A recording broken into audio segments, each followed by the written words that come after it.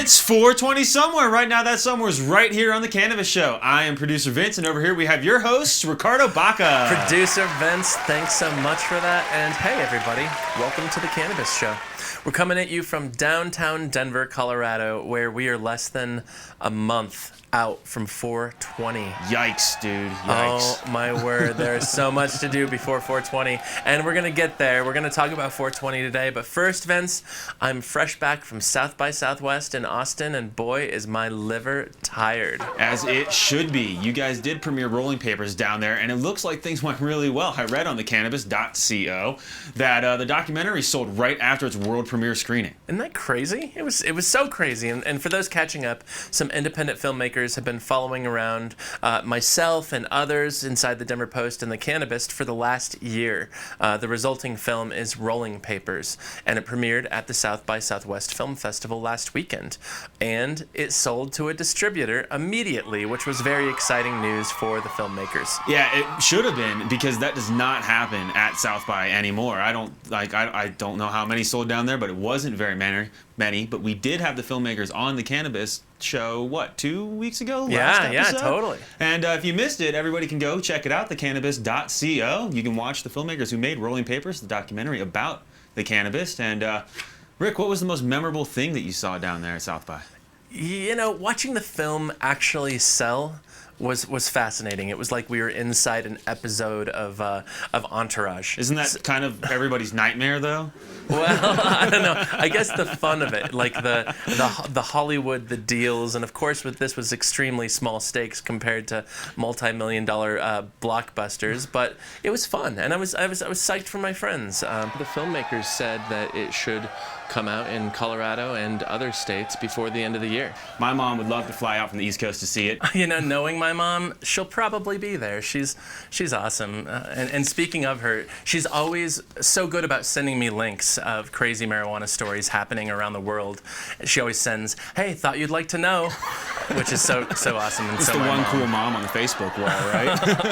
The latest link she sent me, Vince, was all about medical marijuana for pets. In Nevada, yes, I actually know this one. I just read about it. And it's something that's actually being considered by the Nevada legislator. True story. And how odd is it to say that this is a true story, but a Democratic state senator sponsored a measure that would allow animal owners to get pot for their pet if a vet certifies the animal has an illness that might be alleviated by the drug. And how interesting an age do we live in, Vince, when state governments are contemplating marijuana laws for domestic animals? I know. I mean, I personally love living in the future, dude. But one of the senators who sponsored the bill said he's concerned that animals might have adverse reactions, but he said, you know, you don't really know until you try. Absolutely amazing.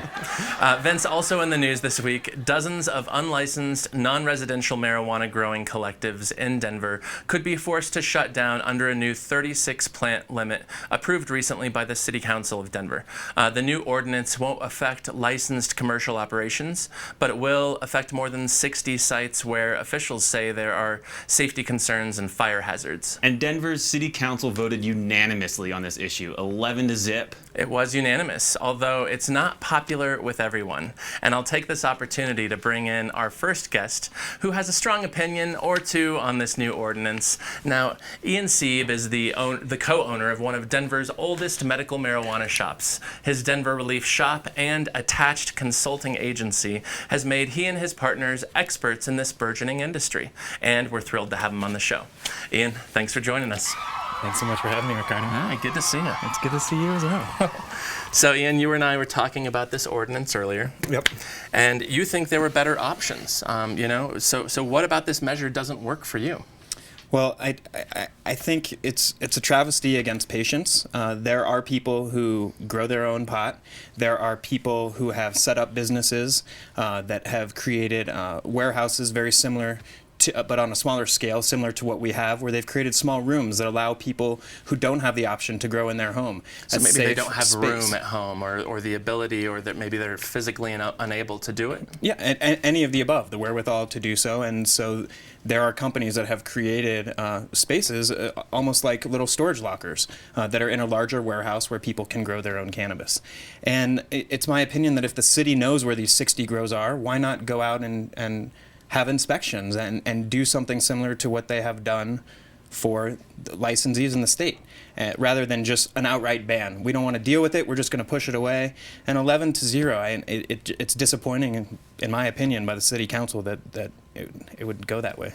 It's a complicated issue. I know when I was helping with the initial story when this was first announced, that the mayor's office wanted to bring it to city council. I had a hard time getting my mind wrapped around it. And you, as a pot shop owner, I was just trying to figure, is this going to affect commercial grows? But this is purely non-commercial, unlicensed, and you think there were better potential alternatives. At the same time, do you see, the city's issues with this? They're going into some of these places and they're seeing giant pieces of metal nailed and screwed against emergency exits, which is bad news for extreme fire hazards and whatnot. So. And I understand where the city is coming from that point. I'm not in favor of having dangerous grows. I'm not in favor of having grows that don't meet zoning requirements, that don't meet traditional, going through the permitting process. And I think that could have been done. And rather than choosing to deal with that, it was just an outright ban put in place. Hopefully, in the years as this conversation about cannabis continues to evolve, the city will have another opportunity to take a look at it and perhaps re-examine it and allow patients and those who simply don't have the capacity to purchase it to grow for themselves or allow somebody else to do so. Now we'll switch gears a little bit. I know that you were just in Austin because I was just in Austin. You had something to do with Rolling Papers. Are you an associate producer? Congratulations are in order since your film sold, which is fantastic. But what was your experience like being down there, amid not only the film festival mania, but to be kind of attached to a buzzy film that sold when fewer than 5% of the other films there actually found a distributor? I think you can attest to it too. It's a pretty amazing experience to be a part of something. It's the first time I've ever been any production credit on a film. I did a little bit of acting as a kid.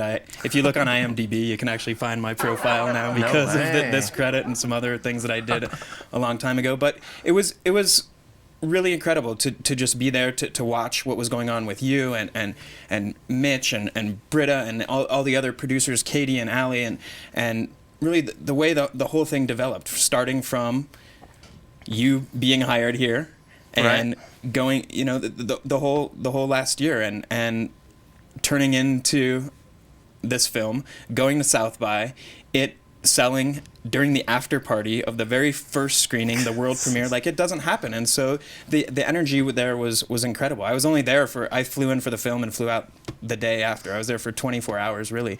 But being on the street and seeing the buzz around the film and the promotions with Raw and the rolling papers that were being distributed around the streets of Austin to get people to come to the film, along with all the amazing music and comedy and everything else that was going on. It was a wild time. Well, now you're one of the few people in Colorado who's actually seen this film, and I'm curious, what are the takeaways for other people to see this documentary on how the local newspaper has covered this issue? What's the takeaway? What are people going to get out of seeing Rolling Papers, especially if this isn't their day-to-day like it is yours and mine? Sure. For people who are not familiar with the industry, it's a wonderful overview of what the industry is, who some of the players in the industry are. You get to see, obviously, yourself. You get to see a pot critic. You get to see somebody who loves cannabis more than anything, except for probably his daughter. You get to see... That's Rye Pritchard, cannabis pot critic and cannabis aficionado. He's so good at what he does, right? Absolutely. You get to meet some dispensary owners, some lovely people who have been in the industry from the beginning. You get to meet the perhaps less than totally honest edible manufacturer. You get to meet a cast of characters that make up the industry and what it is today. A high-level overview of really a bunch of different facets. And I think you nail it. I think that was one of the strangest things of learning throughout this entire process of being a part of a documentary. But when somebody first referred to me as a character, I just had to kind of do a 180, and I was like, I have to figure this out. And if I wasn't involved in this, and if I was actually writing about this documentary, yeah, that person is a character. I am a character. Although, not a very interesting character according to some of the film reviews. Wow. Oh, man. I think you're interesting, and I've known you longer than those film reviewers have. Well, thank you, Ian. When I introduced you, I mentioned your shop, Denver Relief, but there's also an attached consulting agency, and it's fascinating what you guys do there, particularly because you've told me a number of times that in the next few years, Denver Relief Consulting is going to be outgrossing Denver Relief, the shop selling marijuana. So can you tell me about what that industry is like? Because it seems burgeoning and, it, like marijuana, isn't governed by the four walls of this state. Correct. Yeah, it really is. It's been a spin-off of Denver Relief. We call it our sister company. And it really came about as a result of people reaching out to us and asking questions. Hey, and it started with a packaging company. They called me up, said, hey, we have a 95-year-old packaging company here in Denver. We're looking to break into the cannabis industry. Previously, we used to sell burlap bags to the police to burn the cannabis that they were seizing, and now we would like to make packaging available to the industry. And fast forward, they're one of the premier packaging companies for the entire industry, and so it really just came about as a result of people contacting us and asking us questions, and we realized that we had a lot of information in our head. People always want to pick your brain, right? They always want to pick your brain, and you don't have enough time to let everybody pick your brain without charging them. So now you're letting them pick your brain, and you're doing a lot of work for them, and you're charging them. That's exactly right, and we're helping them avoid pitfalls, and we've been able to help change draft regulations for other states in the way that they're moving forward by being involved in the application process and putting people on the ground and working with these states. And it's been very fun. It's unique. I deal with the ancillary companies, so I work with all the picks and shovels, the lighting companies, the packaging companies, the insurance companies, whereas my business partner Kayvon, who you know, deals Sure. with the application process. And we applied for 11 licenses in Nevada. We won 11 licenses. It's not a bad record. 11 for 11. It was pretty fascinating to see. But are you working with businesses? But are you also working with governments? A little bit. It's not. We're trying to work with the operators. That's the focus of the business. We go in, and just as we've been active here with local and state government in testifying and trying to be a part of it, serving on some committees.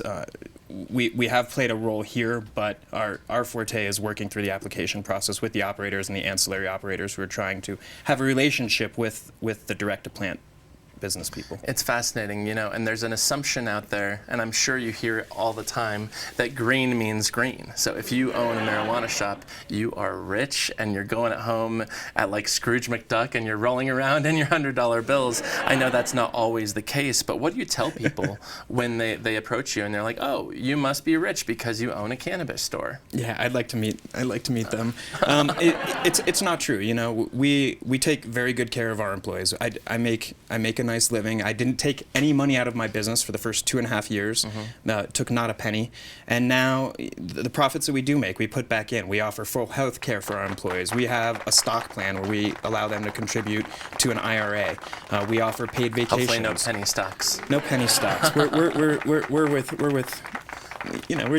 it the right way. Yeah. And we're creating real businesses, and we're supporting lots of families and building the economy here in Colorado. And it's my only job, my only paid job. I'm very involved in the community and do a lot of things outside of Sure. Denver Relief and Denver Relief Consulting. But it affords me an average salary for my wife and I, but nothing crazy. I'm not rolling in any Beamers. I'm not rolling around in cash. Hopefully one day. Maybe. We'll see. I'll call you for a ride to the airport then. Deal. I wanted to talk, this is another switch, but there have been some surprise environmental inspections around town. I've heard a little bit about it on social media. Some are going better than others, but you recently were paid a visit by some inspectors, and I'm just curious, what are they looking for in these inspections, and how did yours go? Sure. Ours went fine. We passed with flying colors. We had Denver Environmental Health coming in this past week. There was a bulletin that was sent out by the Marijuana Enforcement Division as well as the City and County of Denver speaking to ban pesticides and things that are not to be sprayed on cannabis. in addition, there's a list of banned substances that the Marijuana Enforcement Division has put out that is statutory, that is part of the medical marijuana regulations. Sure. Okay. The medical marijuana code here in Colorado. And this most recent bulletin went a little bit above and beyond, and I think surprised a lot of people, saying, in addition to what you're not allowed to have, there is actually a list of what you are allowed to have. And that list is based on the fact that there aren't a lot of pesticides that say specific use for cannabis. So if there wasn't a broad general term on these pesticides that say that it's allowed for human consumption, for example, they're not allowed. And so there was a lot of cultivation facilities, from what I understand, in and around the city and county and surrounding areas that have been using pesticides that may or may not be safe for human consumption. So environmental health has gone in and performed surprise inspections on a number of facilities and tagging plants and effectively shutting down grows for the time being while they finish these inspections and determine what pesticides are allowed and what pesticides aren't. They have asked us to submit lists of pesticides that we would like to see available to use. And in our case, it was fine. We allowed them into our facility. They took a look at everything that we have on the shelf. We're required to supply all the MSDS spec sheets, which are the material safety data sheets that say how to apply them, and each and every pesticide comes with its own, and we're required as a part of the code to put them all together into a binder. We had all of that prepared for them, and so it really wasn't an issue. But I have been told that there are, reading the Denver Post and reading Associated Press articles, that there's been 6 facilities that have been flagged and where their cultivation has been put on hold or effectively shut down for the time being. Well, it's fascinating. I'm curious how you feel about this, but last year we did a big, I don't want to call it an expose. It was just a report on testing edibles and seeing how they compared potency-wise compared to what was listed on the package. And I will say that there are more testing stories being developed inside the Denver Post newsroom right out here. But if we were to go out there and test 10 random grows for pesticides and contaminants, what do you think we'd find? Do you think we'd find some stuff that would make our readers pretty unhappy? I think that it depends on where you go. I think, yes, that there's good and bad players in every industry, and there are people that are concerned about their patients and their customers' well-being, and there are people who are more concerned about the end-all be-all dollar. And I think that what is going on right now with the current inspections is a good thing overall for the industry. We need to be providing safe and something that is safe for human consumption to both patients and customers, and there's no reason why people should be poisoning people. And I applaud the city, I applaud the state for taking action. It's been long overdue, frankly. Well, you can applaud the state here very shortly, because of our next guest who we're about to welcome up here. But Ian Sieb, Denver Relief, thank you so much for joining us. Thank you. Our next guest has a better title than mine, and trust me, it takes a pretty great job to outdo marijuana editor. With degrees from Tufts and Harvard Law, Andrew Friedman is the Director of Marijuana Coordination for the state of Colorado, and I'm guessing he never thought that title would exist, let alone he would occupy such an important position. Andrew, thanks for joining us, man. Pleasure to be here. You got your cannabis mug. Now my life is complete. Exactly, there you go. And you guys know each other. You guys have worked together for a couple years, I'm guessing? Yeah, and our paths probably should have crossed far before this, but Ian's reputation really preceded him. When I first got this job, people said, you should go meet with Ian, that he would be one of those people who falls in a space of very rational thinkers about what's going on right now. He's not going to push his agenda to make an almighty dollar. He really will push for, I think, the betterment of the cannabis community. So, and he's been a good partner ever since. Thank you, Andrew. That's interesting. People told me the same thing when I got my job, although I already knew that I needed to touch base with Ian, and I did. So, Andrew, you work for Colorado Governor John Hickenlooper, but what's the thrust of your daily duties? So my job, unlike I'm not a regulator, and I'm not.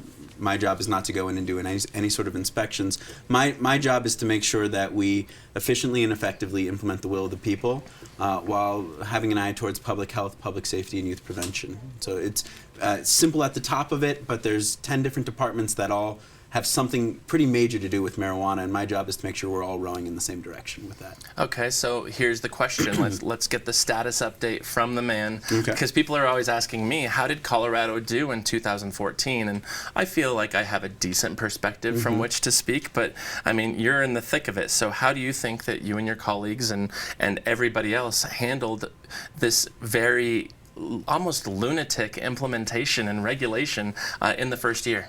And I thank you for the question, and really will broaden it much far beyond government, because I think the thing we did well, and I'm going to give us all an A for the first year of implementation, and that is because nobody made it about, it wasn't about my position, it wasn't about the Marijuana Enforcement Division, it was far more about bringing in an entire community of people who were opposed to marijuana, for marijuana, public health officials, the actual cannabis industry, and making sure that when we made steps, we would, if we couldn't get consensus, everybody at least knew why we were doing that. And so what I think went really well for the first year, excuse me, is that we actually can regulate marijuana on a recreational level. And I think that was an open question, not only here in Colorado, but for the United States. Simply because it had never been done in the modern world, right? And the unforeseen consequences that I think everybody feared have, for the most part, not come to fruition. And so we were able to be proactive about the way we were going to regulate things,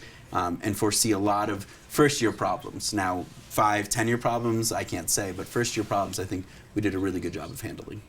Let's look at this year now. I'm curious, does 2015 feel at all different to you? Because I look around, and 2014 there were so many regulatory issues and patches and work groups and meetings, and suddenly we land at this year and it's like, oh, everything's so much calmer in 2015. I mean, the State House is a little bit calmer. City Council's a little bit more calmer place. So I mean, is that your impression, or? It certainly is my impression. I think the debate has gone to, there's two parts, and one, you've mentioned it before. There's the licensed versus the unlicensed market, and I think there is a lot of tension there, because now we have a licensed market, and one that can almost meet the needs of anybody who might want to get marijuana in the state of Colorado. And then there's an unlicensed market that's been around for a lot longer, that I think has some different aspects to it, people really believing in it in a different way than the licensed market. And so that's going to be one of the tensions that goes forward this year, is what are we doing about caregivers? What are we doing about home grows? How are we handling that system parallel to the licensed system? There'll be some fireworks there. And the second one, I think we're dealing with tweaks. And so I think they're really important tweaks. I think we aren't mandated to test medical marijuana in the state of Colorado right now, which is problematic. Yeah, I think that's a mistake. And it, all these things are we haven't been in industry for 100 years, so it takes a little bit of time to get these things up and running. But I would like to know if there's fungus in marijuana that we're giving to people who aren't healthy. And so I think those things still need to happen, and we can't lose our sense of urgency with that. Sure, and I guess it took a while for us to get the regulated testing done of recreational. I mean, that was only implemented, last May? But yeah, it is interesting. And back to the topic of medical, what do you think? What's the future of medical marijuana in Colorado, especially with all of these discussions saying we have recreational? Why do we need this other thing? And I want to be clear, because there's two ways people talk about this. One is for tax revenue. I want to be clear. I don't think you go and legalize marijuana for tax revenue. And so I would not push that angle on anybody. For me, if it's in the licensed area, it's not, people believe that there's a medicinal value to this, and there are some very sick people who might not be able to afford marijuana at the same rate. That there's probably still a space for medical marijuana in a world with recreational marijuana. There's also a respect to patients that I think they will be very vocal about wanting to be heard, but I think that Colorado should hear them as well. And on the other hand, we do want to push. We think this should, for the most part, be in the licensed system. So that's our main concern, is really the licensed versus unlicensed part, rather than whether or not someone's buying medical or recreational. I want to talk about your boss because Governor Hickenlooper has had a very interesting relationship with marijuana over the last Is that true? 14 months in particular. But his most recent feelings on the issue, it seems like they came out maybe in the last 2 months. He thinks, he's echoing what you're saying right now, he thinks that cannabis can be regulated and it can work. And based on your interactions with John, Mr. Hickenlooper, where is he right now on this issue? And it's so complicated, especially because he was the first to kind of oversee such an implementation. Yeah, and you know, I would actually say he's had a fairly consistent view the entire time, which is this is an experiment, and experiments can fail. And I love the state of Colorado, and I don't wish for it to be up for an experiment. And I think that's what he said at the beginning. I think what he said now is that he's not so sure it's going to fail, and that he has looked at year one and said, this has been a very positive year. And so I'm still very worried about youth.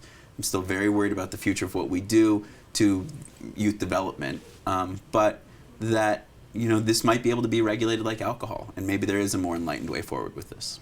Does it seem like there's a more potentially positive outlook for coming from his office, your guys' office? Well, I don't think it's any different, that we're very pleased that it's gone so well so far. Not to say we can't predict the future with it, but that I think a lot of things that we would have been worried about in the first year and a half, and he looks back on it positively, that we've worked very hard on it. I'm also wondering if you ever empathize with him, given his position. You know, he's the first to do it. He's seen a lot of criticism. He's seen a lot of applause, but that's hard, you know. And do you ever put yourself in his shoes and say, wow, that would be really difficult to be in Hick's shoes right now? It is. I don't think people even have any idea at how hard it is to do. Not only because we're the first people to do this without a roadmap, but because even when we're trying to do it, it's incredibly political every time. So he gets criticized for trying to be good government in this. The number of phone calls I've been on where somebody says, he's doing too good of a job at this. This needs to fail, and I thought he was against marijuana. And to push back and say, listen, he might have had a stance on Amendment 64, but he cares about public health and he cares about the will of the people, and those are two things he's going to see through. People don't agree with that, and he takes a lot of heat from all sides, kind of no matter what he does. Sure. In this. Yeah. You know, so many activists and non-activists alike have used the comparison of alcohol when putting pot into a modern perspective, and I'm just curious if you think that's the right comparison, because it almost seems like we need something to compare it to. Like even that big New York Times column by the pediatrician last week, you know, he said, if my child is going to consume one or the other, which they most likely are, they statistically are going to do it, and that certain pediatrician chose marijuana over alcohol. But is there a better substance we should be comparing marijuana to? So I'll go back to that article. It's an amazing article. And in some ways he says, no, it's a fool's choice to ask me. And I will push back and say, this is a fool's choice. Out of two bad things, I don't want to choose. He puts it off until the very end of the article. and then at the end, and I think that's right. I think at the end of the day, we want to compare it to 50 things. And just because it might be better than something still doesn't mean it's a good thing for Colorado. And so I think not engaging in the, alcohol kills 1,000 people on the streets and this only kills 10. 10 is still a bad new number, right? And so if it was 10, I'm not saying any of these statistics are right. We want overall Colorado to be more healthy and more safe than before Amendment 64 was passed. And that's to us, when we say what's winning in implementation, it's not, oh, this wasn't as bad as implementing alcohol. It's actually, okay, Colorado's better off now than it was before it implemented it. That's the win. There you go. There is one more question I wanted to ask you about, because the New York Times did a great piece with a video maybe 2 months ago, and you were a part of that. They interviewed you for it. They talked to you about safety issues surrounding, the state's lack of banking, this industry's lack of banking, and how these large stashes of cash, in the absence of bank accounts, could turn into a very gruesome and potentially violent situation. And of course, that's a worst case scenario, but it's obviously something you've thought about, and a lot of people have thought about it. And I think you're one of, to paraphrase what you said, is it's potentially only a matter of time before something really bad happens. Does that ever keep you up at night, just thinking oh my God, when is that going to drop? When is that other shoe going to drop? Banking is the thing that keeps me up at night. And I'll tell you why. In my worst case scenarios in my head that I run past it is, it's not just one violent robbery, it's a number of violent robberies. It's figuring out that there's actually been a cartel that has been laundering money with a lot of these places and suddenly these businesses become hotbeds for crime. And that kind of circles out from that business and brings down the safety of the neighborhood. And then suddenly you have communities the entire community is hurting because it has 2 unsafe marijuana dispensaries in their backyard. And then you get a not in my backyard situation.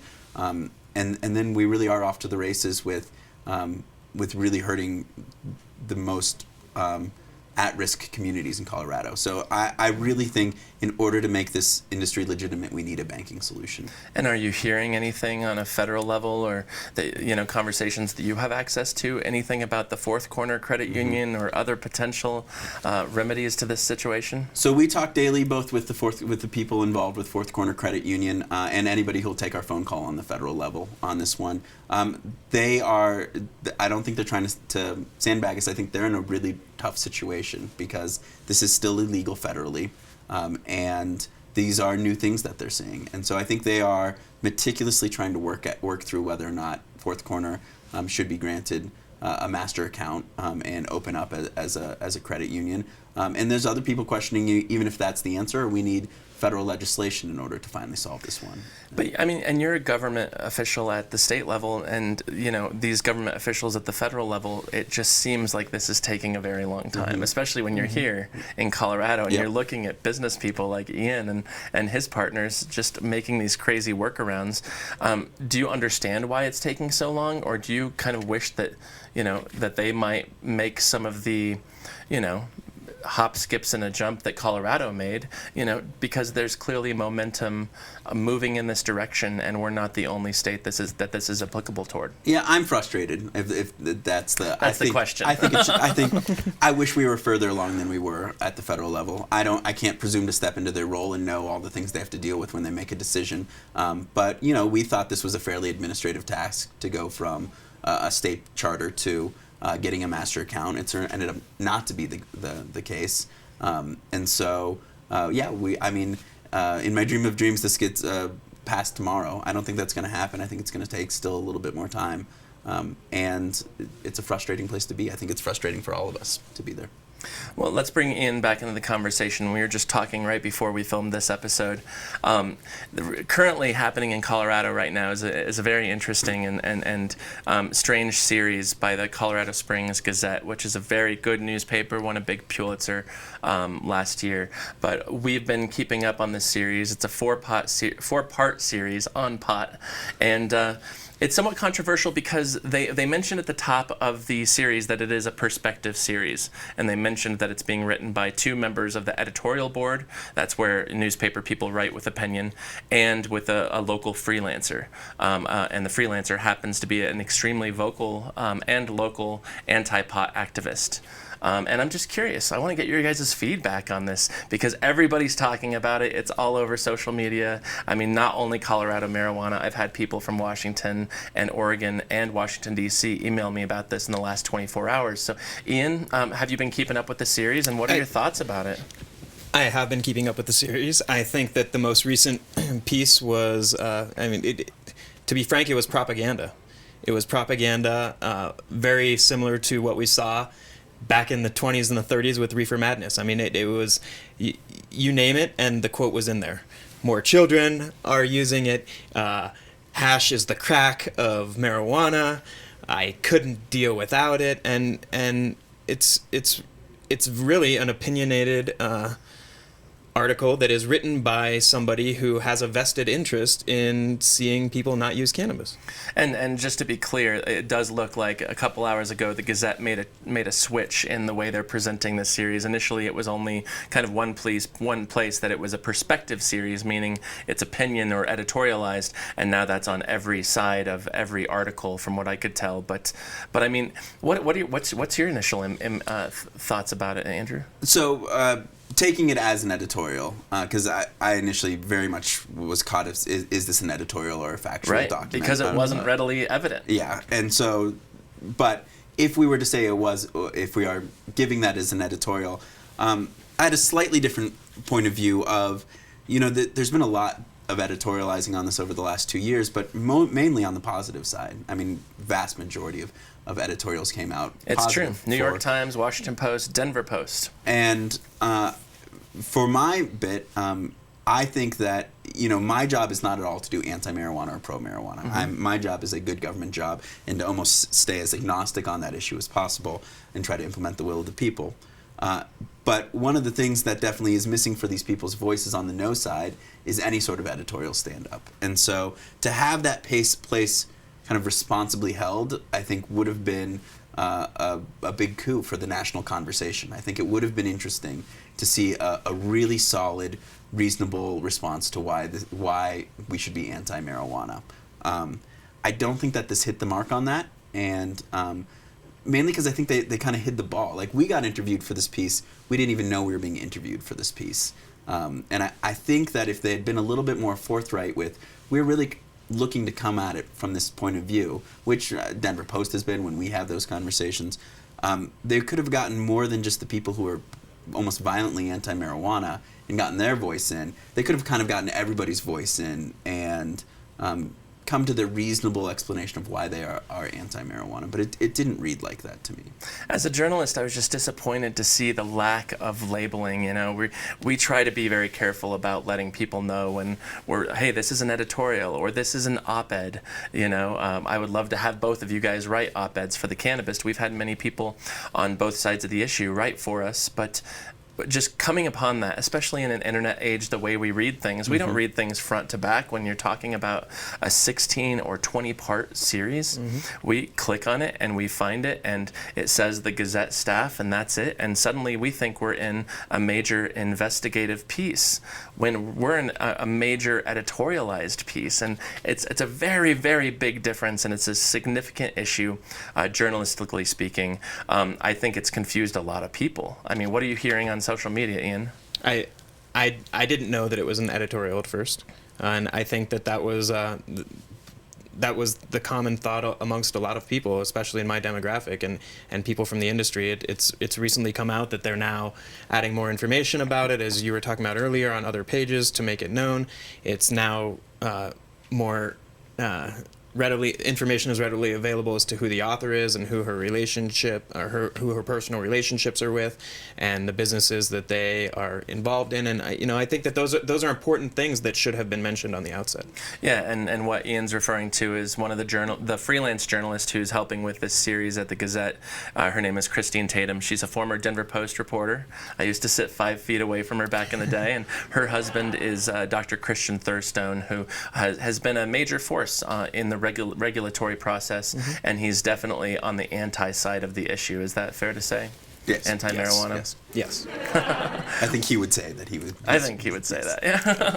Well, it's interesting, and I encourage everybody to check it out because it's a fascinating, it's an interesting time to be alive. But to see a piece of journalism like that, and now that it's better, more clearly marked as an editorial, it's not uncomfortable at all for me to read it, and I look forward to finishing the series tomorrow. But I do have some good news, and it's time for this week's pot quiz. You guys ready? I'm excited. Probably not, but let's go. What are the odds? All right, so this is like a pop quiz, but for pot.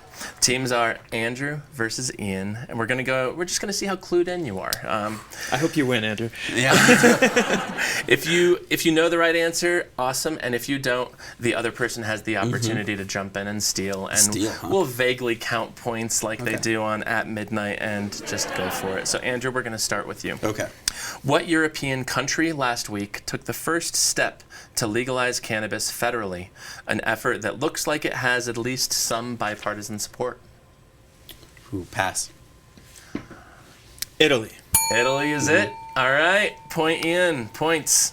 Ian, which two co-hosts of The View, and I know you watch that show every day, recently took issue with President Obama's statement that young Americans should be more concerned about other serious issues instead of pot legalization? I can't say I watch The View very often. I'm going to go out on a limb and say that one of them was Whoopi Goldberg. That would be correct. And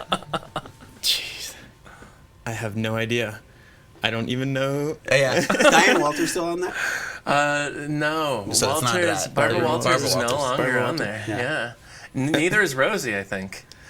Yeah, this is a tough I one. got Whoopi. But do you have a guess at the other? I'm going to stick with Diane Walters. Diane Walters. Yes. Diane Walters. She's a legend.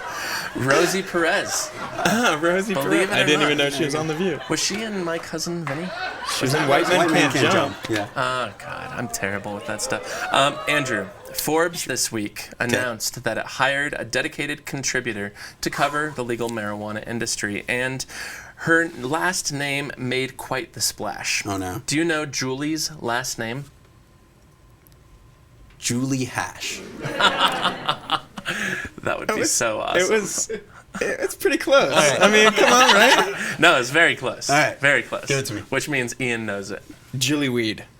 Oh, man. And that it's was- a real name. That was which too is, right at it. So right? I wanted It's a to- real name. Yeah, you got it.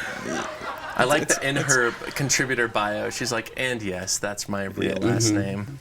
Too funny.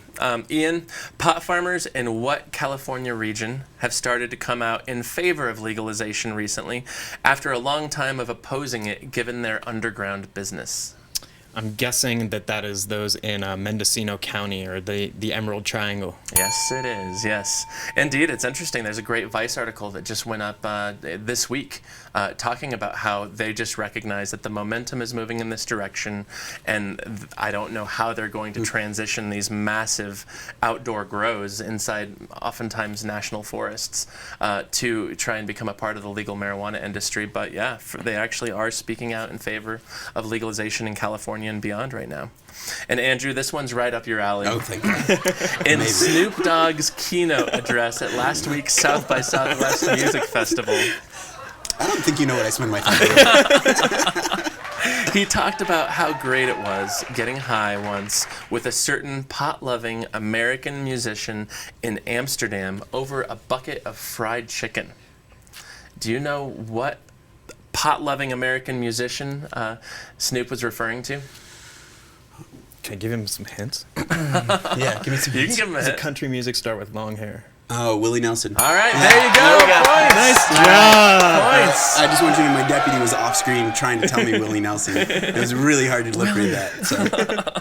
All right, Ian. Police in Alaska raided a marijuana business in Anchorage this week. Can you either name the business or its somewhat famous CEO, or both for extra points? I think it's called the Alaska Compassion Club. I'm not sure. And I believe that it was Charlotte Green, who is the newscaster who went out very boldly by cussing out and saying, "Screw it, I quit," on air. That is true. And you missed the name of the business. Andrew, do you want to try with the name of her business? The Alaskan Compassion Center. I believe it's called the Alaska Cannabis Club. Uh-huh. But you had the letters right. On wait. point. Close. Can you give him a half a can't point? get them all. Yeah, do I get a? He has enough Yeah, points. he's gonna win. He has enough Shoot. points. A big thanks to our guests, Ian Sieb of Denver Relief and Andrew Friedman of the Colorado's Governor's Office. I'm Ricardo Baca. That is producer Vince, and thank you very much for joining us at the Cannabis Show. We'll see you next time. Ain't afraid to get in, I be going for the jackpot with aces in my hand, I'm raw.